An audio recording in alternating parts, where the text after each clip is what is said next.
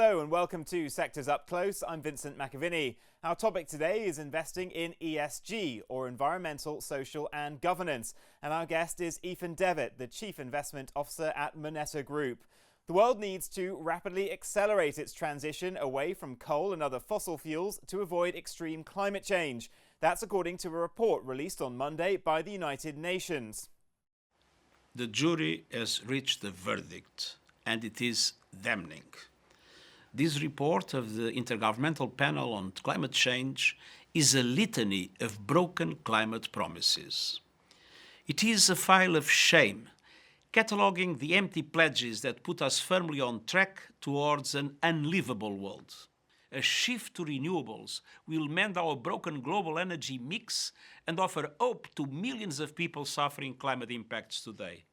But while there are economic opportunities for investors looking to profit from the rapid expansion in renewable energy, a rapid shift away from fossil fuels may not even be possible, at least in the short term. Russia's invasion of Ukraine has resulted in surging energy costs and seriously undermined Europe's energy security, forcing nations to consider burning more coal, drilling for more oil, and investing in nuclear power. So what does this mean for investors in ESG products? Let's ask Moneta Group's Ethan Devitt.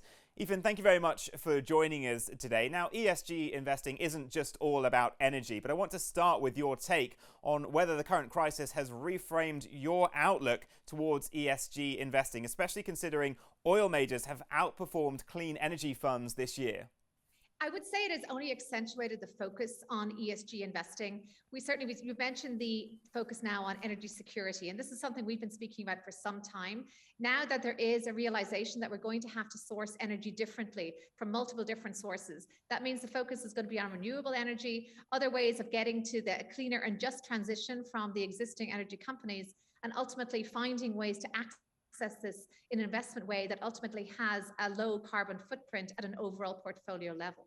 And there are a huge number of ESG products out there. So what should investors be choosing? I certainly celebrate the prolific nature of the way that ESG products have flooded the market. It's true that not every product fits the bill. Not every product perhaps deserves the label of sustainable to be attached to it.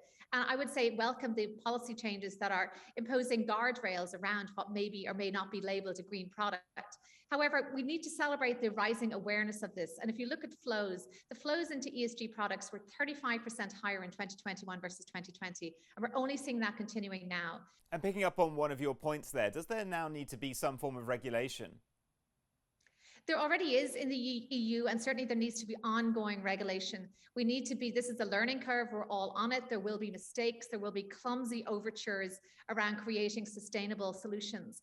And we must be supportive of that. This is all good news. I believe that no news is bad news in this respect. We need to be able to navigate through these products, see what really does have an impact. The data is improving. It's still not always uniform across different products, so we can't always tell whether what one group measures is the same as what another group measures. And certainly we need to be alert for greenwashing. And we've even seen terms such as green hoping, green wishing. It's all very well to have the aspiration, but whether a company can actually implement that is another question. But certainly being alert to greenwashing, but not letting that be a deterrent, not letting that put investors off, is the way that I believe we can navigate this area successfully.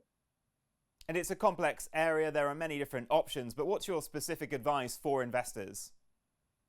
The first place to start for investors is think about what their actual objective is. And a useful way to frame that is to think about the UN SDGs, the Sustainable Development Goals. There are 17 of those goals with different objectives. And an investor should think, are they more concerned with, say, poverty alleviation, access to capital, climate change, or maybe healthy water? And that's an interesting way to frame their objective. And then they should look for funds that can help them to target that. They should certainly look at some of the large names, but they should also be critical as to whether this fund is really delivering upon its promises or simply has an attractive label, a catchy label.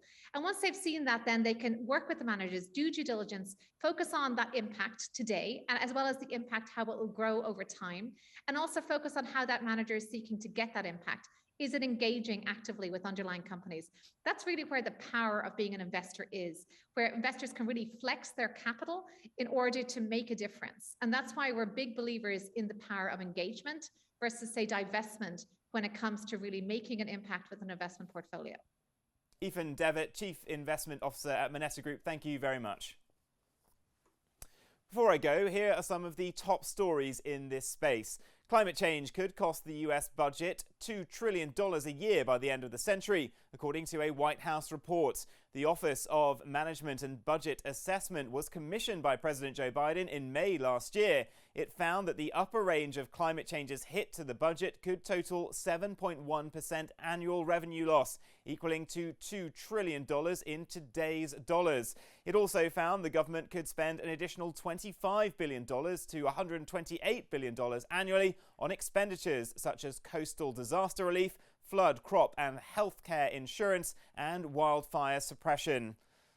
34 investors managing more than $7 trillion in assets have warned 17 of Europe's largest companies that they could challenge board directors over their accounting of climate risks. In letters seen by Reuters to companies including BP, Glencore and Volkswagen, investors told them their accounts did not reflect the fallout from climate change on their assets and liabilities. Investors that signed the letter include the fund arm of HSBC, BMO Global Asset Management, as well as France's public pension scheme. They threatened to vote against the approval of auditors or financial statements. And finally, Spain's Repsol and Denmark's Ørsted are teaming up in a bid to jointly develop floating offshore wind farms in the Spanish market. The country has a vast onshore wind fleet, but its coastal waters are too deep to install traditional wind turbines to the sea bottom. So the new venture is pinning its hopes on the more expensive and emerging technology. Repsol still generates most of its sales from fossil fuels, while Ørsted sold its oil and gas assets in 2017 to become the world's leading developer of offshore wind.